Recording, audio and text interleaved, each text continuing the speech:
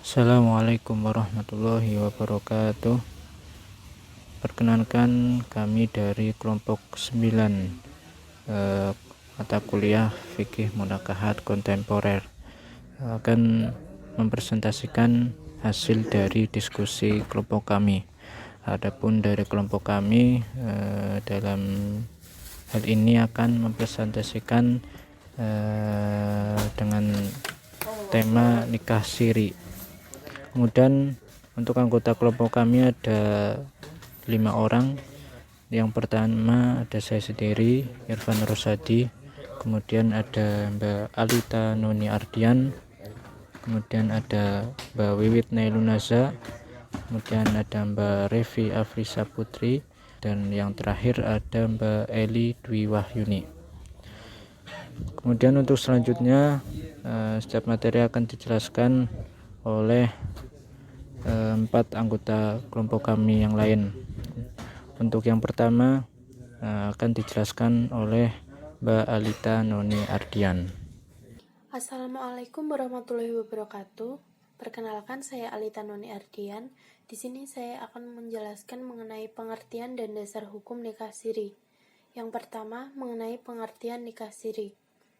Nikah siri dalam perspektif fikih adalah nikah yang tidak dihadiri 2 orang saksi laki-laki atau dihadiri saksi tapi jumlahnya belum mencukupi. Nikah semacam ini tidak sah hukumnya. Kalau terjadi nikah siri, harus difasak oleh hakim. Yang kedua, ada dasar hukum nikah siri. Menurut hukum Islam, perkawinan di bawah tangan atau nikah siri adalah sah, asalkan telah terpenuhi syarat dan rukun perkawinan yang sudah ada. Namun, dari aspek peraturan perundang-undangan perkawinan, model ini belum lengkap dikarenakan belum dicatatkan. Kemudian, terkadang muncul permasalahan juga dalam hal pembagian waris yang tertera pada pasal 42 dan 43 Undang-Undang Perkawinan. Namun demikian, Undang-Undang Nomor 1 Tahun 1974 tentang perkawinan tidak mengesahkan pernikahan siri. Selanjutnya, nikah siri menurut undang-undang. Perkawinan adalah sah apabila dilakukan menurut hukum masing-masing agamanya dan kepercayaannya itu menurut Undang-Undang Nomor 1 Tahun 1974 tentang perkawinan. Undang-Undang Nomor 1 Tahun 1974 tentang perkawinan melarang perempuan di bawah 16 tahun untuk menikah.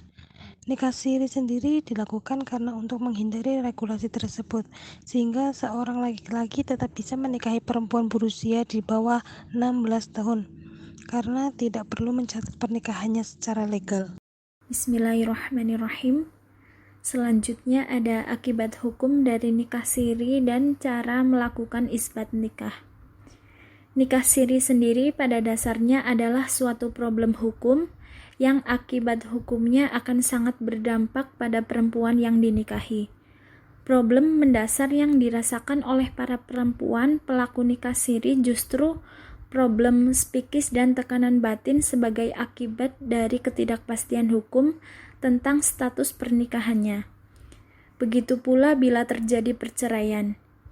Istri tidak bisa menuntut hak-haknya seperti hak nafkah atau hak waris.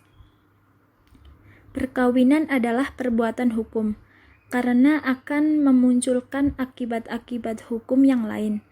Bila perkawinan tersebut tidak sah secara hukum, maka segala hal yang berhubungan dengan akibat hukum dari perkawinan tidak akan berlaku.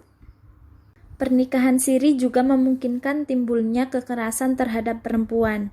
Selain cacat di mata hukum, pernikahan siri juga cacat secara sosial. Dibutuhkan aturan agar pengadilan agama selektif dalam mengabulkan permohonan itsbat nikah dari masyarakat. Sebab jika tidak selektif, maka itsbat nikah dapat membuka peluang lebar bagi maraknya nikah al-urfi atau siri dan poligami liar di masyarakat. Itsbat nikah di pengadilan agama oleh para pemohon digunakan sebagai alasan hukum untuk mencatatkan perkawinannya pada pegawai pencatat nikah KUA kecamatan. dan dari kecamatan akan mengeluarkan buku kutipan akta nikah sebagai bukti otentik bahwa suatu perkawinan telah tercatat dan seterusnya. Kemudian yang selanjutnya yaitu pendapat ulama klasik dan kontemporer tentang nikah siri. Menurut madhab Maliki tidak membolehkan nikah siri. Nikahnya dapat dibatalkan dan kedua pelakunya dapat dikenakan hukuman had, yaitu dera rajam, jika telah terjadi hubungan seksual antara keduanya dan diakuinya atau dengan kesaksian 4 orang saksi. Mazhab Syafi'i dan Hanafi juga tidak membolehkan nikah siri. Kemudian menurut mazhab Hambali, nikah yang telah dilangsungkan menurut ketentuan syariat Islam adalah sah, meskipun dirahasiakan oleh kedua mempelai, wali, dan para saksinya. Hanya saja hukumnya makruh. Selanjutnya saya akan menjelaskan tentang ulama fikih klasik, kontemporer, dan pakar hukum Indonesia maupun ulama Indonesia umumnya menentang nikah siri, sebab dapat menimbulkan mudarat. Meskipun tidak dapat dipungkiri ada sebagian ulama yang memperbolehkan dengan alasan sebagai upaya menghindari zina. Akan tetapi, untuk menghindari zina tidak mesti dengan menikah siri.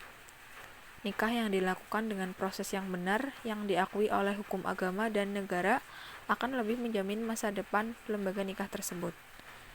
Mungkin seperti itu penyampaian materi dari kelompok kami.